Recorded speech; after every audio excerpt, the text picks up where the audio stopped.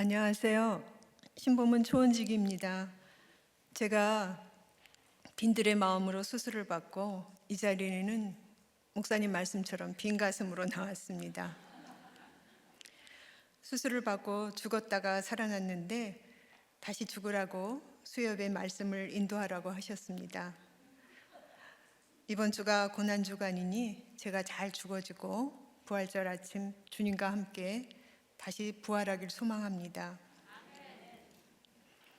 오늘 본문 말씀은 마가복음 12장 13절에서 27절로 같은 내용의 말씀인 마태복음 22장이 들어있는 담임 목사님의 저서 나를 살리는 회개를 참조하여 같이 보시면 더욱 풍성한 은혜를 누리실 수 있을 것입니다.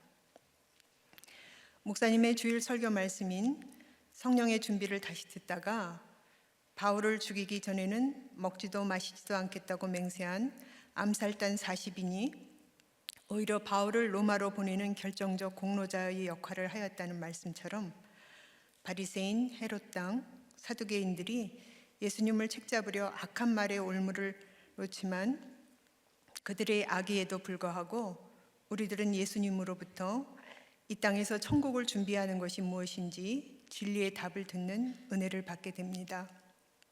그래서 오늘 말씀의 내용은 토요일 새벽 말씀과 거의 변경은 없겠지만 예수님을 책잡으려는 자들인 제목을 오늘 수요 예배의 제목은 천국을 준비하는 삶으로 하고 싶습니다.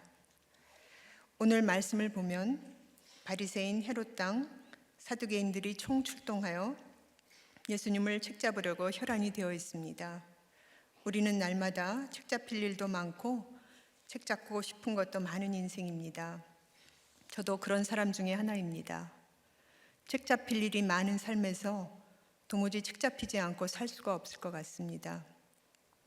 그러나 악한 의도로 책 잡으려고 하는 세상에서 어떻게 천국을 준비하는 삶을 살아야 할지 예수님께서 가르쳐 주신 것을 말씀을 따라 저희 삶과 함께 나누어 보겠습니다.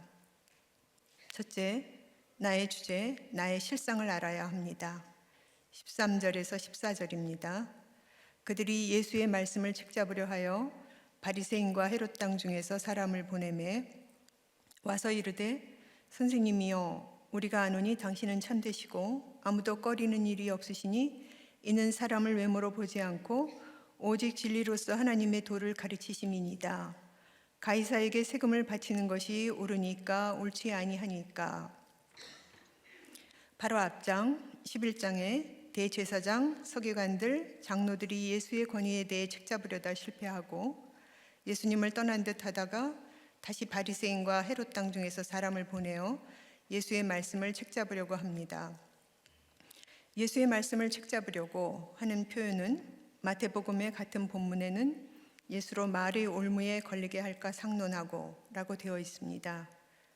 배운 것도 아는 것도 많은 바리새인과 헤롯 당이 함께 모여 상논을 하면 구원과 사람을 살리는 묘책을 많이 낼 법도 한데 그 많은 학식과 지식으로 그들이 모의한 것은 예수를 죽이는 일이었습니다. 이곳에서 빠져나가면 저곳으로 걸리게 하고 저곳에서 빠져나가면 이곳에서 걸리게 할 올무를 놓습니다. 그들은 우리가 아노니 하면서 예수님께서는 참되시고 아무도 꺼리지 않고 외모로 사람을 판단하지 않고 하나님의 도를 가르침이라 하는 최상의 칭찬을 가장한 아부를 합니다. 아부라는 것은 설사 그것이 아부라는 것을 알지라도 내가 저 사람보다는 우월하다, 나는 칭찬받을 만한 사람이야 하는 마음이 들게 하기에 내 주제와 실상을 망각하게 합니다.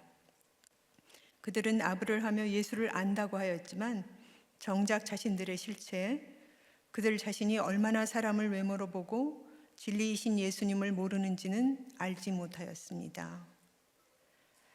저는 불신 가정에서 태어나 성실하신 부모님 밑에서 자라 남에게 해끼치지 않고 열심히 사는 것이 선한 것이라 여겼습니다. 결혼 당시 불신이었던 저는 결혼하면 교회 같이 가자고 하던 믿음의 초년생인 남편에게 그래, 주일에 예배 한번 드리는 것이 뭐 그리 대수로울까? 그러지 뭐 하고 쉽게 생각하고 그러겠다고 했습니다. 예수님은 사람을 외모로 보지 않으시는데 저는 은근히 사람의 외모를 참 많이 보았습니다. 정말 문자적으로도 보았는데 남편을 처음 보았을 때 외모가 준수했습니다. 그리고 특히 남편의 외모 중에서 저는 남편의 길고 하얀 손가락이 정말 너무 마음에 들었습니다. 참고로 저는 손이 검고 뭉툭해서 전형적인 무수리 손이거든요. 준수하다는 것이 잘생겼다는 의미도 있겠지만 제게는 맑은 인상을 준다는 의미가 있었습니다. 세상 때가 안 묻은 것 같은 그런 순수함에 남편의 학벌도 좋아서 결혼했습니다. 그러나 결혼하고 보니 남편은 자기 일에 성실하고 깨끗한 것은 좋았지만 은근히 혈기가 많은 사람이었습니다. 무언가 마음에 안 들면 한 번씩 부리는 혈기를 어떻게 감당해야 하고 반응해야 할지 저는 도통 알 수가 없었습니다. 지금 같으면 왜 그래요? 무슨 일 있었어요? 하고 물어보거나 잘 넘길 수 있는 일도 그때는 도무지 어쩔 줄 몰라 눈치만 보고 살았습니다. 그렇게 눈치만 보고 제대로 된 반응을 못하는 저 때문에 남편이 더욱 강하게 반응했겠다 싶은 생각도 듭니다. 왜 그랬을까요? 어린 시절 특별한 재주도 세상 눈치도 볼 줄 모르지만 공부 하나만은 곧잘하는 저를 보시고 친정어머니는 제가 이 세상을 그나마 살아갈 수 있는 길은 공부를 집중적으로 하게 하는 것이겠다 여기시고 집안일을 대부분 면제해 주셨습니다. 1년에 한 번 하는 김장 담그기도 아버지와 어머니가 모두 하셨지 딸인 제가 참여해 본 적이 거의 없습니다. 그리고 없는 살림이지만 무조건적인 뒷바라지를 해주셨습니다. 그 덕분에 의과대학을 갔지만 늘 저 위주로 모든 일을 처리해 주시는 친정엄마가 계셨고 나름 학벌로 직업으로 인정을 받으니 남편이 화를 낼 때면 왜 내게 그러지? 내가 왜 이런 소리를 들어야 해? 하고 자기 주제를 파악하지 못하고 직장인 병원에서 윗사람이 인정해주는 칭찬의 말을 낙으로 삼아 즐거워했고 집에 오면 못하는 살림으로 스트레스를 받곤 했습니다. 당시 남편은 제게 제 머릿속의 97%는 일과 병원밖에 없고 나머지 3%를 가족이 1%씩 나눠 쓰고 있다고 했습니다. 그런 남편을 원망하며 나를 이해하지 못한다. 난 이렇게 살 사람이 아닌데 생각했지만 그렇다고 왜 그러냐 묻지도 따지지도 싸우지도 대들지도 못하며 남편 눈치만 보는 정말 주제를 파악하지 못하던 사람이었습니다. 한 번은 퇴근 후 집에 가니 유치원에 갔던 아들이 쫓겨왔다는 말을 들었습니다. 수두에 걸린 것이었습니다. 첫째 딸은 그래도 첫째라 예방접종을 신경 써서 했는데 명색이 의사인 제가 둘째인 아들은 마음도 풀어지고 일에 매진하다 보니 접종 시기를 놓친 것이었습니다. 딸아이가 탈장이 되어 수술을 받게 되었는데 수술 시간에 회의가 잡혀 있다고 친정엄마만 병원에 보내고 저는 회의에 참석하느라 아이가 어떻게 수술을 받았는지 그것도 몰랐던 엄마였습니다. 지금 생각해 보니 제가 남편의 입장이라도 많이 답답하고 화가 났었겠다 싶습니다. 이렇게 주제 파악을 못하고 소망이 없던 제게 2005년 초 휘문에서 말씀으로 가정을 살리는 교회가 있다는 소문이 들렸습니다. 처음 참석한 예배에서 결혼의 목적은 행복이 아니라 거룩이다, 고난이 축복이다 하는 말씀이 제 귀에 천둥 소리처럼 들렸습니다. 이후 참석한 주일 예배마다 눈물, 콧물을 흘리며 목사님 말씀의 은혜를 받았지만 제가 처음으로 말씀으로 저 자신을 바라볼 수 있던 것은 그로부터 3년이 지나서였습니다. 수요 예배에서 문둥병자와 중풍병자 말씀을 하실 때 제가 영적 문둥병자요 중풍병 들린 사람이란 것이 비로소 깨달아지고 말씀이 들리기 시작하여 오늘까지 이렇게 붙어 있게 되었습니다. 적용 질문입니다. 나는 누구를 책잡으려고 합니까? 나는 누구에게 무엇으로 책잡히고 있습니까? 내가 중요시하는 것은 무엇입니까? 세상 인적, 지위, 재물, 돈, 자식, 배우자입니까? 나를 객관적으로 바라볼 수 있게 하신 말씀은 무엇입니까? 둘째, 하나님의 것은 하나님께 드려야 한다는 것을 알아야 합니다. 14절에서 17절입니다. 가이사에게 세금을 바치는 것이 옳으니까 옳지 아니하니까 우리가 바치리까 말리까 한데 예수께서 그 외식함을 아시고 이르시되 어찌하여 나를 시험하느냐 데나리온 하나를 가져다가 내게 보이라 하시니 가져왔거늘 예수께서 이르시되 이 형상과 이 글이 누구의 것이냐 이르되 가이사의 것이니이다. 이에 예수께서 이르시되 가이사의 것은 가이사에게 하나님의 것은 하나님께 바치라 하시니 그들이 예수께 대하여 매우 놀랍게 여기더라. 예수님에게 아부의 칭찬을 늘어놓고는 결정적으로 가이사에게 세금을 바치는 것이 옳으니까 옳지 아니하니까란 질문으로 덫을 놓습니다. 몰라서 물어보는 것이 잘못은 아닙니다. 목사님께서도 모르면 항상 목장에서 물어보라고 저희들에게 가르치셨습니다.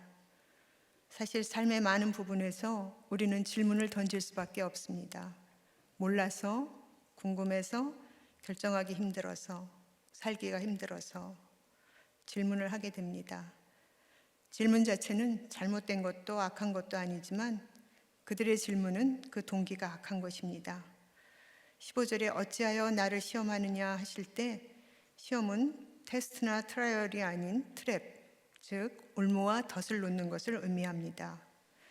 세금을 내라 하면 신앙을 버렸다고 바리새인이 비난할 거리가 되고 세금을 내지 말라 하면 로마에 대한 반역이라고 헤롯 당원들이 몰아세우려고 하는 것입니다. 그러나 그들의 악한 의도를 정확하게 간파하신 예수님께서는 가이사의 것은 가이사에게 하나님의 것은 하나님께 바치라 하는 정말 창조적인 답변을 하십니다. 저도 열심히 성실히 살고자 일한 것 자체가 무슨 잘못이 있었겠습니까? 다만 그 동기가 잘못된 것이었지요.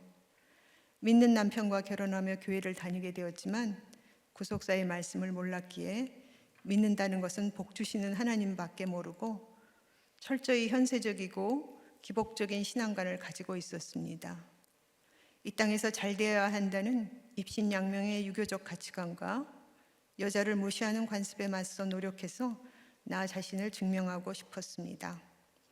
학벌과 약간의 세상 지위를 얻고자 대학의 교원으로 발령을 받고 박사학위 실험에 매진하느라 딸은 친정에, 돌이 갓진한 아들은 지방 근무를 하고 있는 남편에게로 보내고 아이가 생기면 연이어 낙태를 행하였습니다.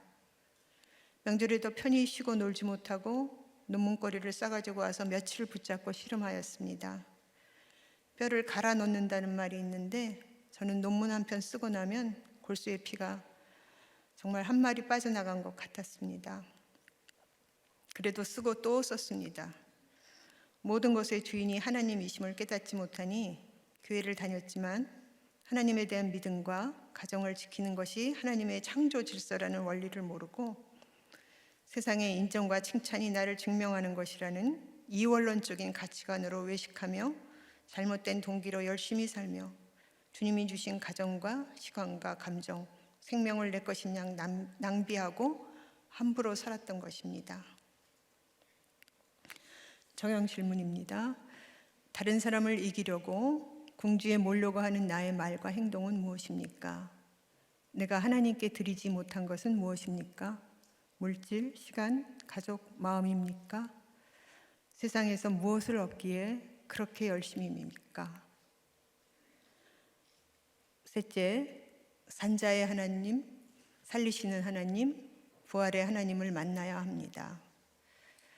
18절에서 24절입니다. 부활이 없다는 사두개인들이 예수께 와서 물어 이르되 선생님이여 모세가 우리에게 써주기를 어떤 사람의 형이 자식이 없이 아내를 두고 죽으면 그 동생이 그 아내를 취하여 형을 위하여 상속자를 세울지니라 하였나이다. 칠형제가 있었는데 마지가 아내를 취하였다가 상속자가 없이 죽고 둘째도 그 여자를 취하였다가 상속자가 없이 죽고 셋째도 그렇게 하여 일곱이 다 상속자가 없었고 최후의 여자도 죽었나이다. 7 사람이 다 그를 아내로 취하였으니 부활 때 곧 그들이 살아날 때 그 중에 누구의 아내가 되리이까? 예수께서 이르시되 너희가 성경도 하나님의 능력도 알지 못함으로 오해함이 아니냐. 바리새인과 헤롯 당이 예수님의 말씀에 감히 대꾸를 못하고 물러나자 이번에는 사두개인들이 말에 올무를 놓습니다. 사두개인들은 부활이 없다 하는 사람들인데 부활 때 곧 그들이 살아날 때 그 중에 누구의 아내가 되리이까 하고 묻습니다. 믿지도 않으면서 마치 부활을 신실하게 믿고 그때를 이 땅에서 예비하는 모습 같아 보입니다. 사두개인들이 언급한 것은 유대인들의 계대 혼인법으로 신명기 25장 5절에 6절에 모세의 말을 인용한 것인데 하나님의 뜻은 본래 영적 후사를 잇는 책임과 희생의 의미가 있는 것으로 자기 희생과 사랑이 동기입니다. 그러나 이들은 여자를 비인격적인 소유의 개념으로 생각하며 성경의 선생을 자처하는 바리새인도 대답할 수 없는 논쟁거리를 던진 것입니다. 저도 신학 박사는 아니지만 나름 박사인데 정말 여러 번 생각해도 그 답을 할 수가 없었습니다. 예수님은 이런 그들에 대해 너희가 성경도 하나님의 능력도 알지 못함으로 오해함이 아니냐 하셨습니다. 저는 정말 성경도 하나님의 능력도 알지 못하였고 오해하였기에 제가 노력하여 성취하고 사는 것을 가치 있게 여기고 하나님은 내 삶을 빛내주는 간판 내지 훈장 정도로 생각하였기에 하나님께서는 저를 위해 하나님의 방법으로 그 오해를 풀어주셨습니다.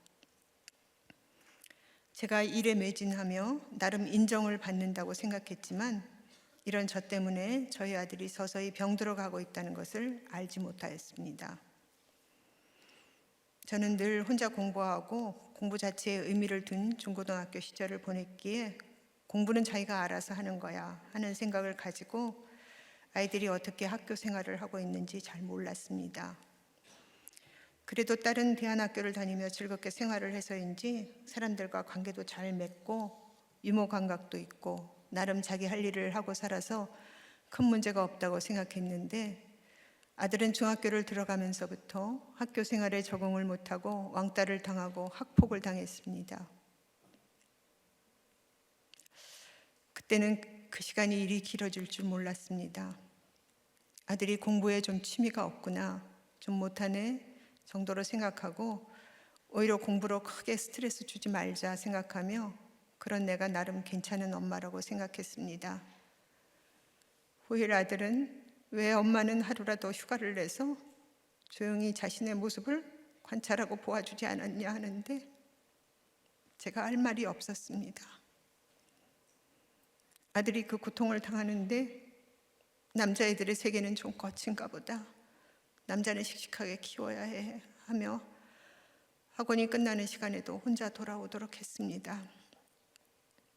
아들도 말이 안 통하는 엄마 아빠에게 자신이 당하는 일을 이야기하기 버거웠는지 이런 말을 잘 하지 않아서 학폭을 당하는지도 잘 몰랐습니다. 그러나 대학을 들어가자 가방만 들고 학교 가는 모습을 보여주었지 학교 출석은 1도 하지 않았다는 것을 1년이 지나서야 알았습니다. 그 후 군대를 가서 포병부대에 배치되었는데 1년 후 소음성 난청을 얻고 의가사 제대를 하게 되었습니다. 어찌할 수 없어 다시 입시를 준비하여 외국 유학을 보냈지만 결국 중증 우울증 진단을 받고 지금 모든 것이 중단된 상태로 집에 머물고 있습니다. 이 지경이 되어서야 저는 하나님 앞에 무릎을 꿇고 통곡을 하였습니다. 아들이 고통과 아픔을 당한 지 오래되었습니다. 12년을 혈루증을 앓던 여인이 많은 돈과 시간과 재물을 허비한 것처럼 저도 아들 때문에 많은 시간과 재물과 감정을 허비하였습니다.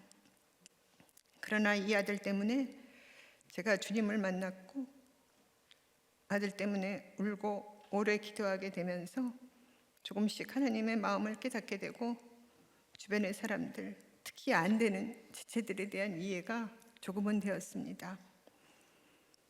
아들이 금세 낳고 잘 되었다면 남들에게 당신 기도 안 해서 그래, 기도해봐.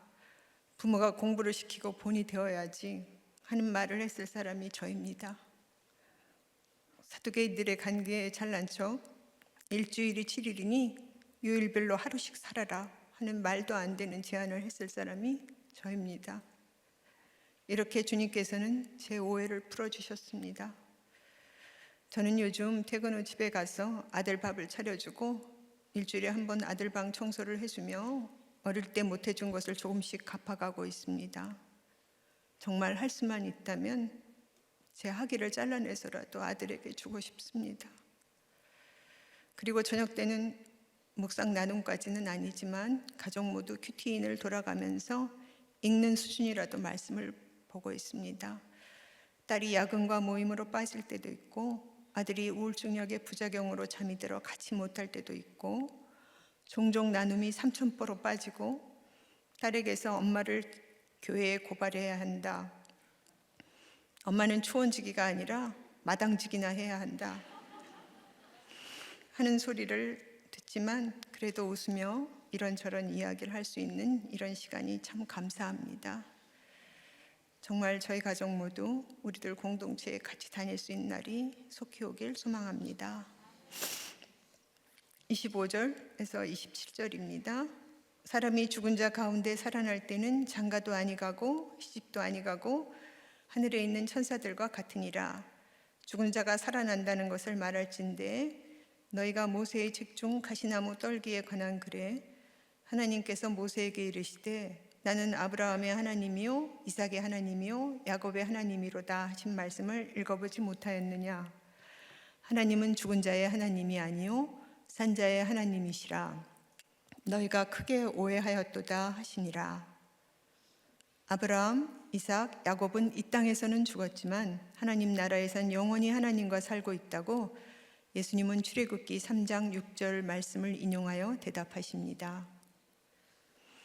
우연인지 하나님의 뜻이 있으신지 토요 새벽 설교를 한 4월 2일은 4년 전 소천하신 친정아버지의 발인 예배를 드린 날이었습니다. 4년 전 부활주일을 앞둔 성금요일에 예수님 우편의 강도처럼 십자가에 달려 돌아가시고 우리들 교회 장으로 천국 환송잔치를 받으시고 천국 가신 아버지는 평생 교회를 부인하시다가 20년 전 어머니 하관 예배를 마치고 돌아오는 길에 나 지금부터 교회 나가겠다 선언하시고 74세에 세례 받으시고 80세 후반부터는 저와 함께 휘문성전에서 우리들 교회 예배를 같이 드리셨습니다. 마을버스와 지하철을 번갈아 타고 휘문 언덕길을 올라오느라 숨이 차하셨지만 일부 예배 후 바로 직장 목장을 해야 했던 저는 밥 한 번 제대로 사드릴 수가 없었습니다. 이래도 되는 것일까 하는 인간적인 생각이 올라올 때마다 앞서 본을 보여주신 목사님이 계셨기에 저도 아버지께서 말씀 들으러 교회 오고 가는 길에 돌아가시게 되면 그것이 순교라고 생각하며 늘 삼성역 인근 내려가는 길까지 아버지를 배웅해 드리며 아버지 천국문에 서시면 뭐라 하실 거예요? 하면 웃으시면서 예수 이름으로 천국 들어갑니다 를 반복하여 연습하듯 말씀하셨습니다. 목사님을 너무 좋아하고 들은 말씀을 생각하며 눈물을 지으시던 모습이 지금도 눈에 선합니다. 그래도 감사한 것은 남편이 한 달에 2번 정도 이런 저를 대신해서 아버지께 따뜻한 점심을 사드리고 말벗을 해드렸던 것입니다. 남편에게 정말 감사한 마음입니다. 골로새서 1장 13절에 그가 우리를 흑암의 권세에서 건져내사 그의 사랑의 아들의 나라로 옮기셨으니 하신 말씀처럼 이 땅에서 잘 되는 것만 생각했던 제게, 그래서 지옥 갈 뻔한 제게 결혼을 통해 교회로 불러주셨고 구속사의 말씀이 있는 우리들 교회로 인도하시고 부모님이 모두 노년에 세례받고 교회장으로 천국 가시고 에노스같이 연약한 아들 때문에 여호와의 이름을 부르게 된 것이 저와 저희 가족 모두를 아브라함, 이삭, 야곱의 하나님이 계신 아들 예수의 나라, 영생의 나라로 옮기신 것입니다. 지난번 새벽 예배 시간에 전해드렸듯이 저는 그 당시 여기까지 하며 말씀 준비를 마쳤다고 생각했는데 2주 전 저는 암 수술을 받았습니다.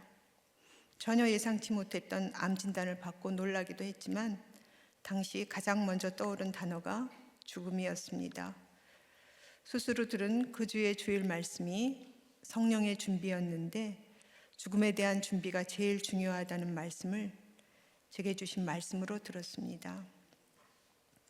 수술을 앞두고 제가 말씀을 준비하면서 산자의 하나님, 부활의 주님을 묵상했다 생각했음에도 며칠 동안 정밀 검사를 받으면서 몸도 마음도 힘들어지니 내 믿음은 진정 부활의 믿음이 아니었구나.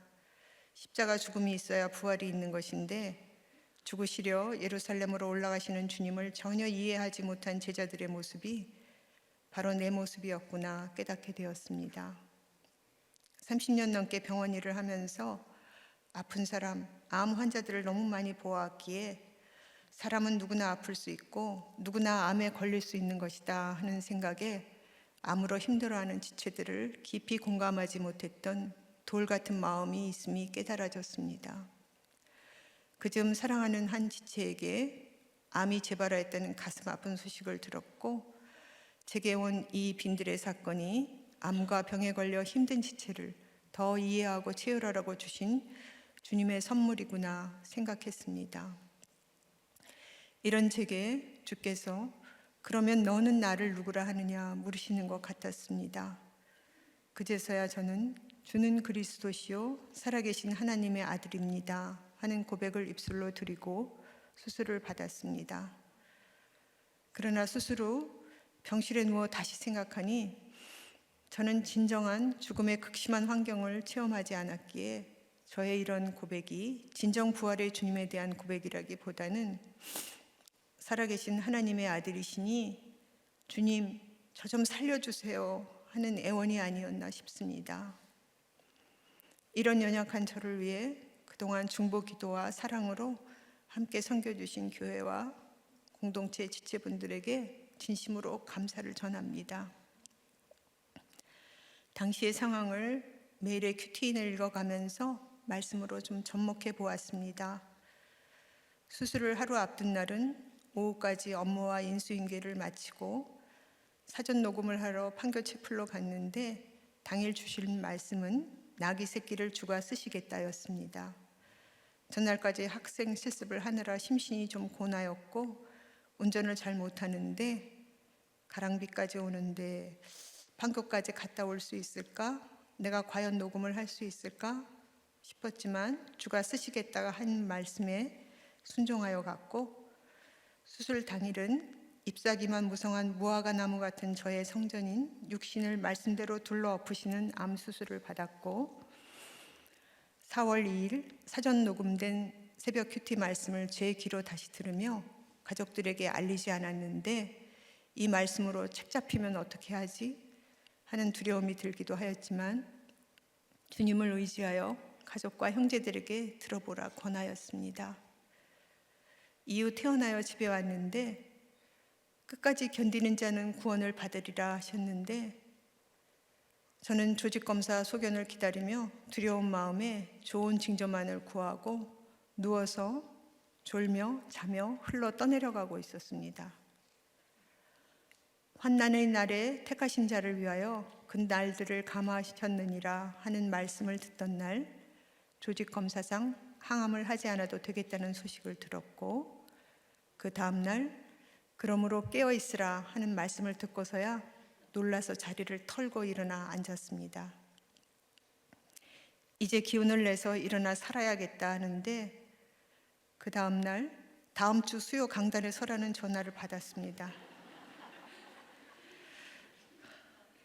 지금 환자의 때를 살아야 하는 것이 아닐까 고민했고 가족들로부터 누워서 쉬지 않고 뭐 하는 짓이야 하는 책망의 소리를 들을까 정말 마음이 가볍지만은 않았는데 그날 말씀이 향유 옥합을 깨는 그 일이 예수님께 가장 좋은 일을 하는 것이란 말씀을 주셨기에 순종하기로 하고 다시 말씀을 준비하였습니다. 모든 준비는 큰 다락방인 우리들 교회에 이미 주님께서 다 해놓으셨다고 생각했습니다. 그리고 오늘 제가 이 자리에 섰습니다.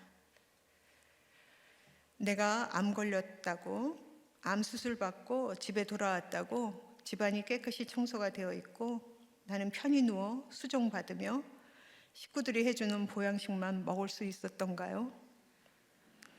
내가 가장인데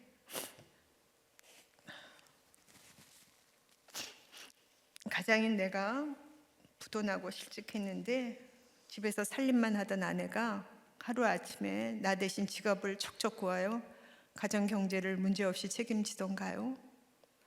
내가 아프니 남편이 아내가 깊이 회개하고 집 나갔던 자식이 돌아오던가요?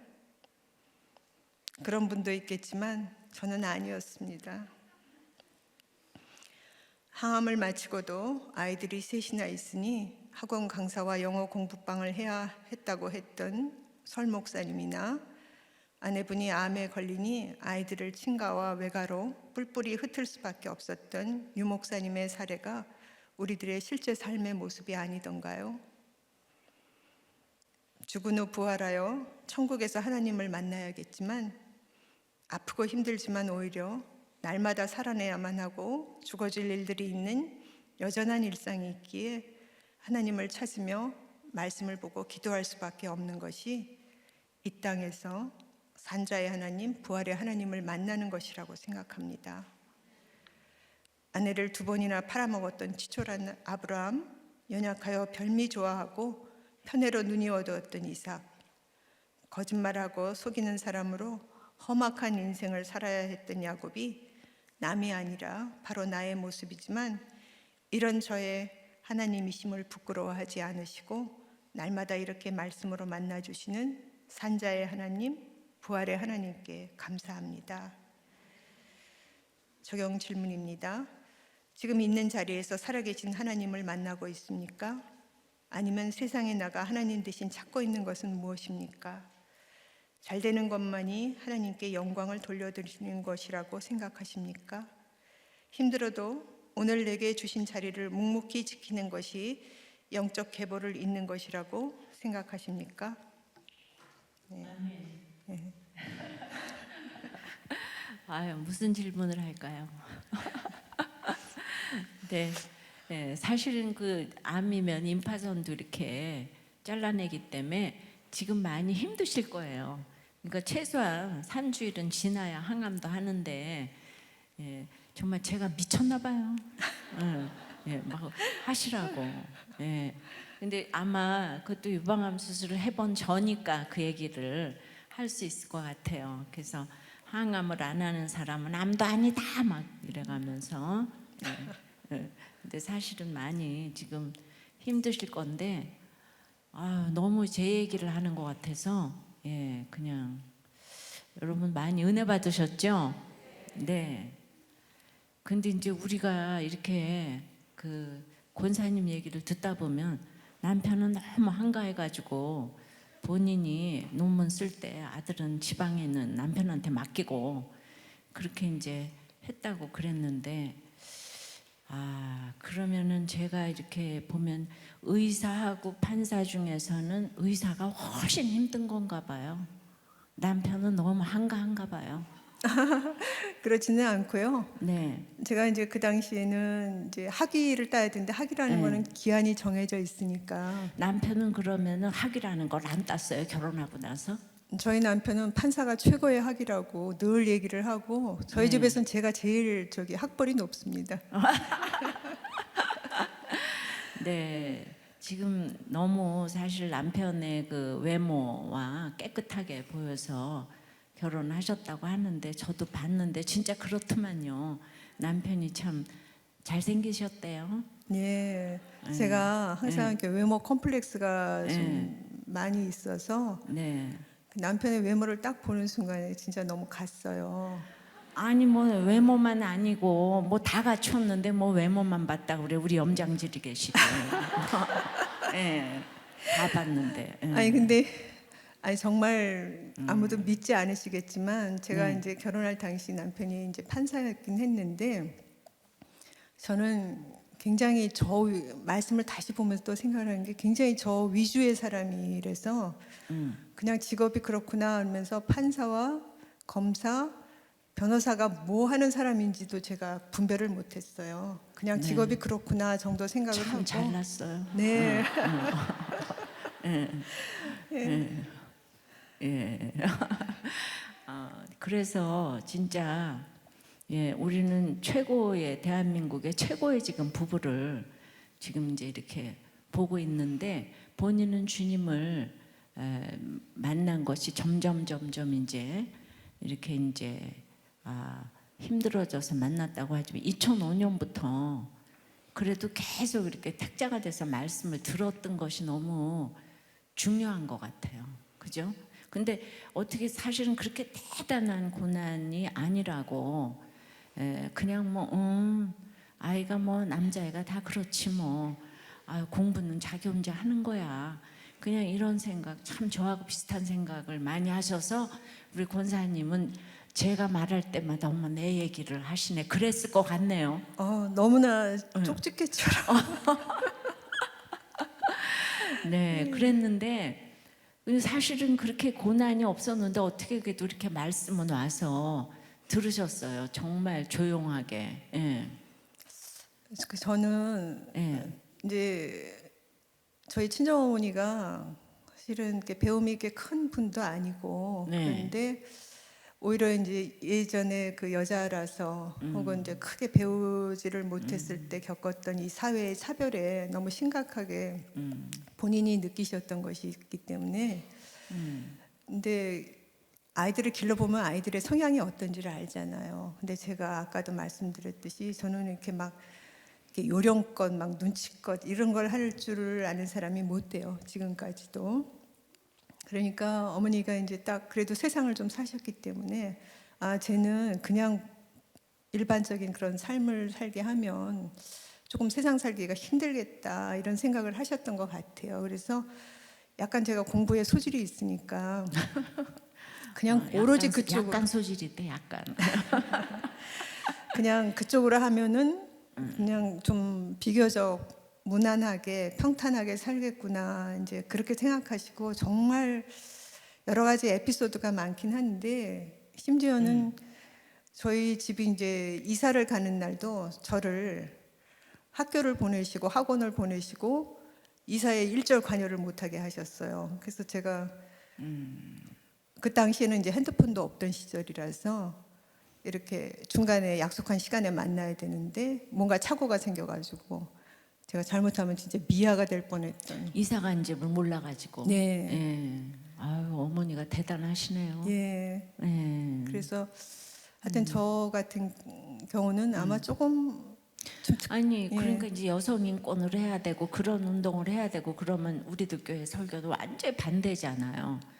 예, 네. 그런 너는 여성 차별 가부장적 여기에서 정말 너는 좀 이제 이걸 타파해라. 좀 그런 그 마음이 있으셨을 텐데 그래도 어떻게 우리도 교회 말씀이 들렸을까요?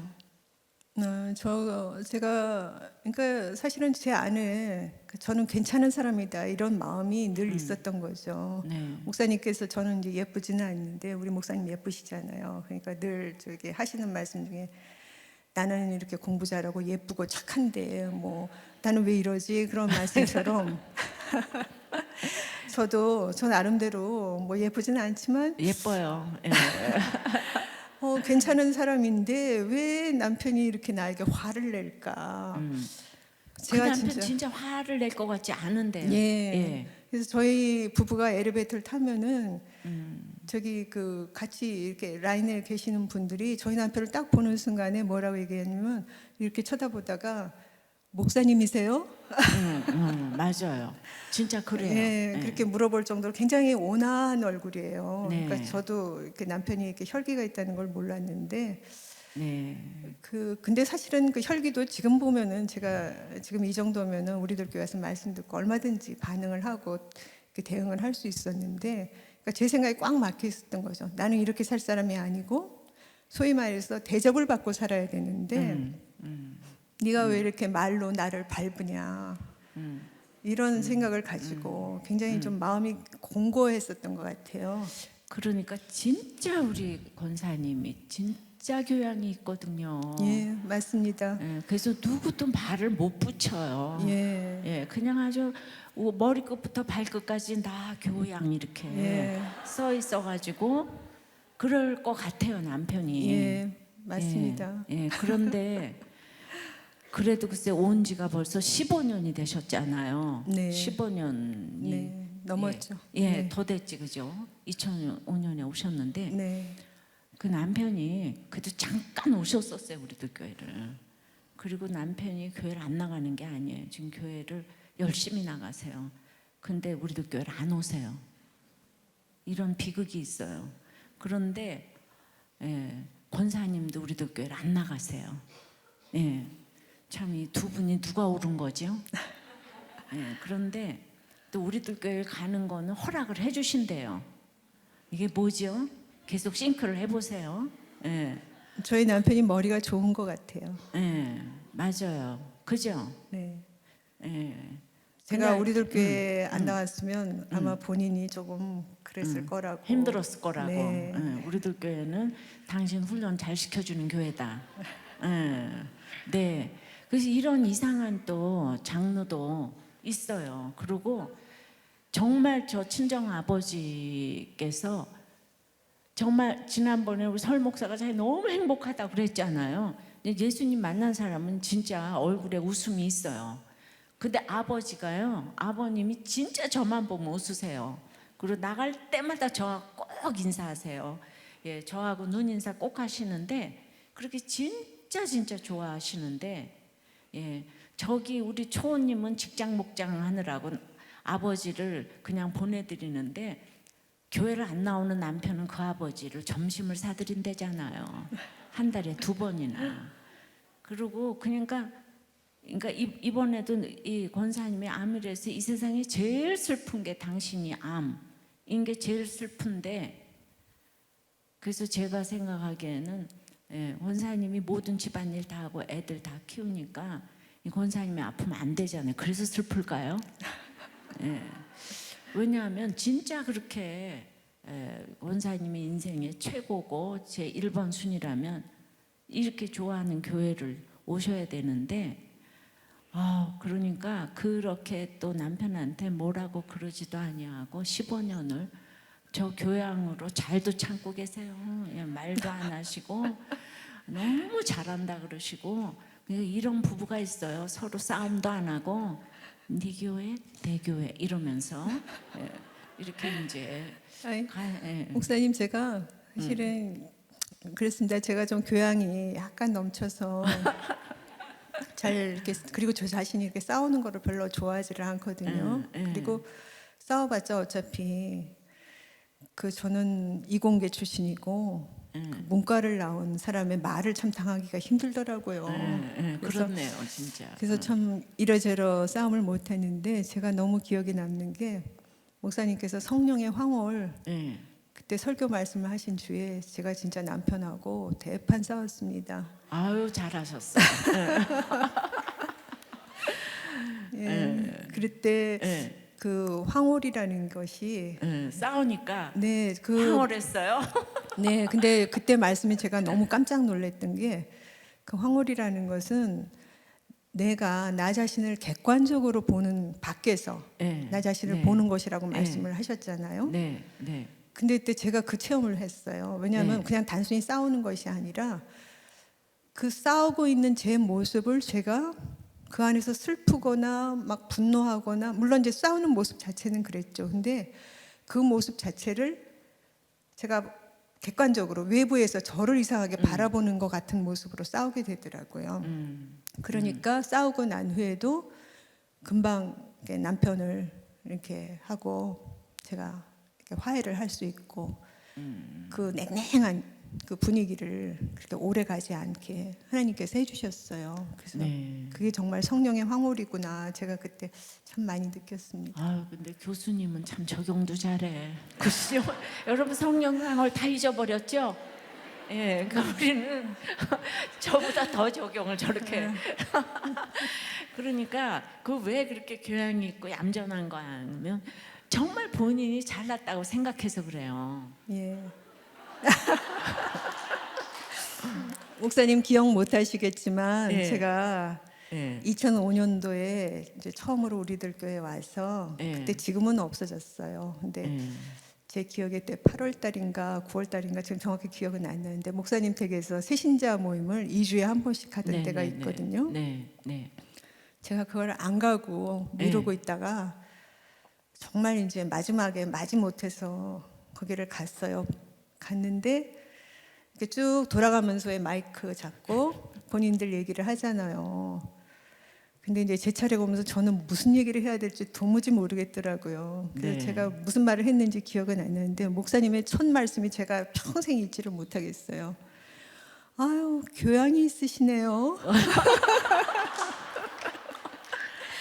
저는 역시 신접한 것 같아요. 네.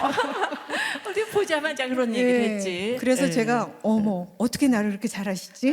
그러면서 제가 정말 제 실상을 모르던 사람이었죠. 예. 아니 그러니까 글쎄 아주 교양이 뚝뚝 흘러요. 네. 뚝뚝 흘러는데 여러분들은 나는 그럼 교양이 안 흐른다는 거야 뭐야 이렇게 또 분해하지 마세요. 예. 근데 진짜 잘나셨죠. 잘나시고 예. 또 남들이 보기에 다 뭐 이제 결혼도 잘하시고 다 그랬으니까 아들 딸 공부 때문에 안타까워하지도 않으셨을 것 같아 진짜. 왜냐하면 다 내일은 내가 하는 거고 이랬으니까. 그런데 그래도 이렇게 쭉 들어보면 아무리 잘난 사람도 정말 주님을 만나기 전에는 모두가 기복이 있다는 거를 우리한테 알려줬어요. 그죠? 정말 철저한 기복으로 있는데 그건 누구나 깨져야 되는 거예요. 깨져야 되는데 저 정도 되면 깨지기가 하늘의 별 따기인데 그래도 정말 그 다른 거 다 관두고 아들이 그 역할을 한 것 같아서 결혼은 하고 봐야 되고 자녀는 낳고 봐야 되고 예. 그래서 지금 저렇게 교양 있게 해도 지금 온 집안 식구가 그래도 큐티는 하지만 교회를 다 안 나오잖아요. 지금 그냥 얼마나 지금 저렇게 말씀을 잘 깨달으시는데 얼마나 슬프겠어요. 그리고 초호님 이거 다른 사람 다 인도하시는데 근데 난 남편이 정말 그냥 온유하고 아까 목사님 같고 잘생기고 깨끗하고 그리고 모든 거 다 잘해주는데 이런 사람 놓고 우리는 뭐 그냥 쳐오러가면서 기도가 안 나오겠죠. 그렇죠. 쳐오러가면서 기도가 안 나와. 다 자기 일 잘하고 이러니까. 그래서 그때 기도가 안 나왔던 것 같아 그동안에 사실은. 예. 제가 아들 때문에 정말 통곡을 하고 그렇죠. 기도를 많이 했는데 네. 남편 때문에는 이제 그렇게 절실하진 않았던 것 같아요. 남편이 바람 피고 자기 일도 못하고 예. 뭐 그랬으면 또 그랬을 건데 너무 자기 할 일 다 잘하고 예. 그리고 또 교회를 안 나가는 것도 아니고 나가시고 뭐 이러니까 예. 그런데 이제는 이제 같이 늙어가게 되니까 네. 이제는 남편을 좀 달리 보게 되더라고요. 네. 그러니까 황홀을 지금 잘 경험하셨는데 네. 그렇게 이제부터는 대판 좀 싸우세요. 예. 그게 거꾸로 하는 적용이에요. 알겠습니다. 권사님은 싸우셔야 돼. 네. 우리는 다 교양 있어야 되고 저분은 싸우셔야 돼. 다 거꾸로 적용을 해야 되는 거예요. 예, 그치? 다 자기의 성품과 이제 반대로 해야 되니까. 네. 그런데 글쎄 오늘 저분이 그냥 운전도 잘 못한다 그래서 제가 모시러 가려고 그랬잖아요. 제가 또 이렇게 지금 여러분들은 유방암 수술 안 해봐서 그렇지 지금 쓴 게 굉장한 거예요. 여기다 띠끔띠끔하고 지금 그랬더니만 그래서 그 아드님께서 오늘 모셔다 주신다고 그래서 같이 왔다는 거 아니에요. 예. 그래서 저는 이게 어떤 사람도 지금 이렇게 암 수술했는데 저가 설교하라 그랬으면 쓸 사람 저는 아무도 없다고 생각해요. 그래서 우리 권사님이 굉장히 사실은 애통한다고 생각을 하고요. 구원 때문에 이 자리에 저는 섰다고 생각을 합니다. 꼭 제 얘기를 해주는 것 같아서 제가 참 회개가 많이 되는데 이렇게 진짜 죽음을 앞에 놓고 이렇게 나와서 이거 깨어 있어야 된다. 하루하루 이렇게 말씀을 인도함 받으시고 그래서 온 집안 식구가 같이 정말 교회 다녔으면 이렇게 좋겠고요. 아멘. 예, 다 이렇게 말씀 안에서 하나가 되고 그리고 정말 건강하게 쾌차하시기를 바라고, 그리고 정말 그 재발한 유방암으로 재발한 집사님 때문에 누구는 재발해서 이렇게 들어와서 병원에 있는데 나는 설교해도 되냐고 그렇게까지 얘기를 해주셔서 우리 그 집사님도 저는 깨끗이 나음을 있기를 바라고, 우리 모든 아멘. 암 환우들 힘내시고요. 예, 저렇게 주 안에서 자유함을 다 가지고 여러분들 전부 다 치유 받기를 소원합니다. 아멘. 감사하고요. 은혜 받았습니다. 네. 예, 말씀을 맺겠습니다. 책 잡고 싶은 것도 많고 책 잡힐 일이 많은 인생에서 주님께서 일러주신 천국을 준비하는 삶을 살려면 악한 나의 주제와 실상을 알아야 합니다. 하나님의 것을 하나님께 드리는 순종을 해야 합니다. 이 땅의 삶에서 살아계신 나의 하나님, 부활의 주님을 만나야 합니다. 기도하시겠습니다. 외모로 사람을 판단하고 세상에서 잘되고자 했으며 외식하며 분별력이 없어 말의 올무에도 걸리고 남을 올무에도 걸리게 하는 책 잡힐 일이 많은 인생입니다. 악한 나의 주제와 실상을 말씀으로 깨달아 주님의 말씀으로 십자가를 길러놓고 가게 하여 주옵소서. 내가 노력했고 내가 힘쓴 것이니 내 것이다 하며 물질도 재물도 자녀도 내 마음대로 하여 낭비하였습니다. 세상 만물의 주인이 하나님이심을 깨달아 하나님의 것을 하나님께 올바로 드리는 적용을 할 수 있도록 깨우쳐 주시옵소서. 날마다 말씀으로 아브라함, 이삭, 야곱의 하나님으로 대를 이어 산 자의 하나님, 성령의 소망이신 부활의 주님을 만나 이 땅에서의 삶이 해석되어 구속사의 계보를 이어가게 하여 주시옵소서.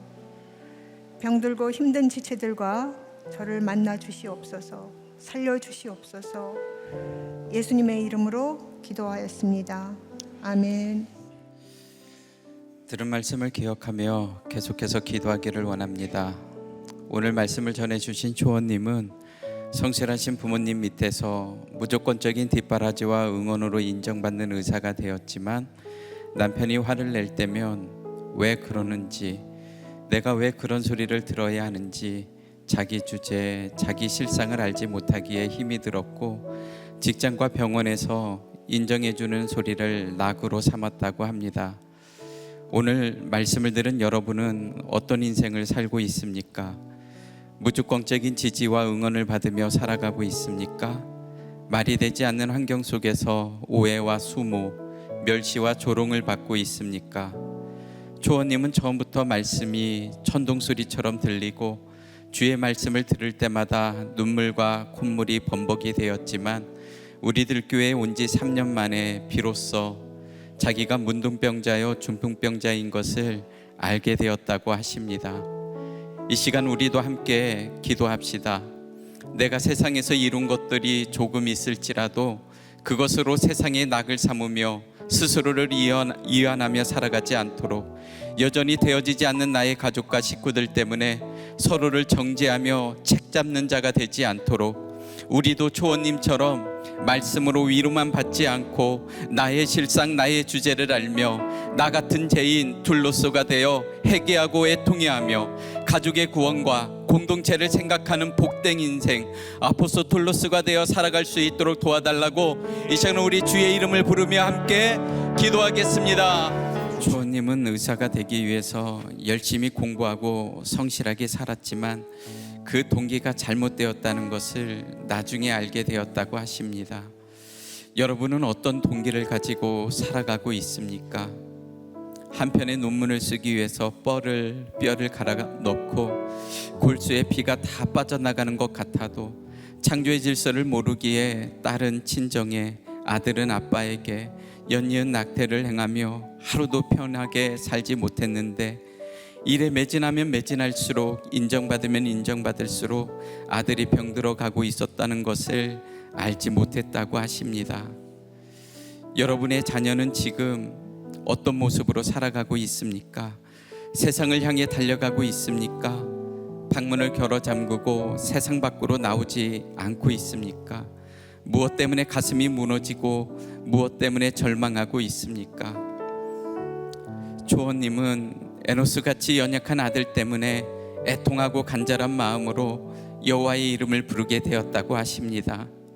아들이 금세 잘 되고 고침을 받았다면 남들을 가르치며 나처럼 기도하라고, 기도하지 않아서 그렇다고, 부모가 본이 되어야 한다고 말로 가르쳤을 텐데 여전히 아픈 아들 때문에 힘든 지체들에 대한 이해가 생겼다고 합니다. 스스로 노력하여 좋은 의사가 되려고 했지만 여전히 아픈 아들 때문에 공동체를 먼저 생각하고 긍휼한 마음으로 채우라는 초원님이 되신 것 같습니다. 이제 우리도 함께 기도합시다.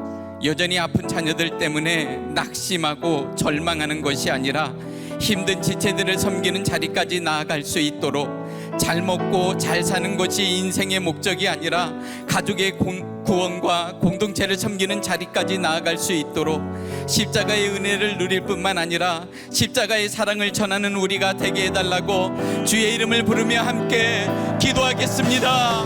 마지막으로 교회와 나라, 민족을 위해 기도합시다.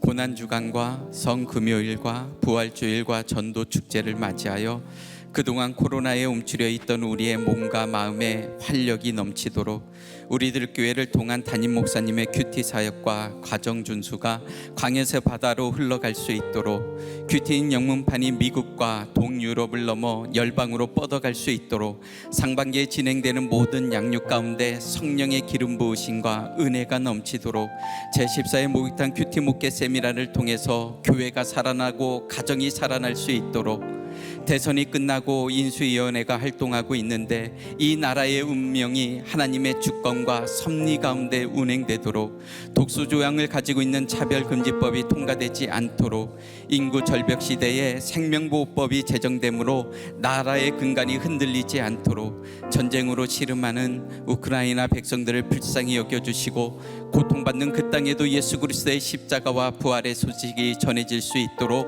마지막으로 주의 이름을 부르며 함께 기도하겠습니다. 사랑과 은혜가 충만하신 하나님, 빈들의 마음으로 수술을 받으시고 다시 십자가에 달리시는 심정으로 이 자리에 서신 초원님을 통하여 살아있는 간증과 말씀을 듣게 하시고 고난주간에 천국을 준비하며 부활의 아침을 기다릴 수 있도록 은혜를 허락하여 주시니 감사합니다. 엄마는 초원지기가 아니라 마당지기나 해야 한다는 소리를 들었다고 하시는데, 저는 목사이지만 더 심한 말을 들어도 할 말이 없는 인생입니다. 아들의 수고가 없었다면, 한쪽 눈이 상하는 은혜가 없었다면 여전히 완고하고 혈기 부르는 인생으로 살았을 텐데, 내 마음대로 되지 않는 인생을 통하여 조금은 낮아지고 조금은 힘든 지체들을 바라볼 수 있도록 거칠고 모난 부분들을 다듬어 주시니 감사합니다. 의사이신 초원님도 자기의 주제와 실상을 보셨다고 하셨는데, 오늘 말씀을 들은 저와 공동체 식구들이 자기를 객관적으로 바라보고 하나님의 것을 내 것으로 취하지 않으며 고난주간과 다가오는 부활주의를 맞이하여 산자의 하나님, 살리시는 하나님, 부활의 하나님을 만날 수 있도록 은혜 위에 은혜를 허락하여 주시옵소서. 한 영혼의 부르심을 받고 구원받는 복되고 귀한 전도축제가 될 수 있도록 인도하여 주시옵소서.